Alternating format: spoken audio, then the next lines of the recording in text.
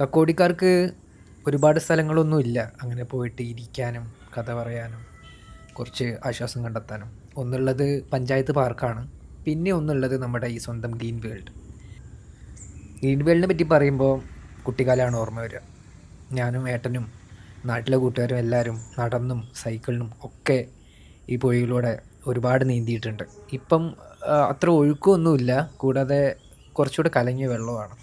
അങ്ങനെ പിള്ളേരെയും കാണാനില്ല കുളിക്കുന്നത്. ഇവിടെ കുറച്ച് ഇരിപ്പിടങ്ങളുണ്ടായിരുന്നു, അതിനെപ്പറ്റി പറയാനാണ് ഞാനിപ്പോൾ കാര്യമായിട്ട് ഈ വീഡിയോ എടുത്തത്.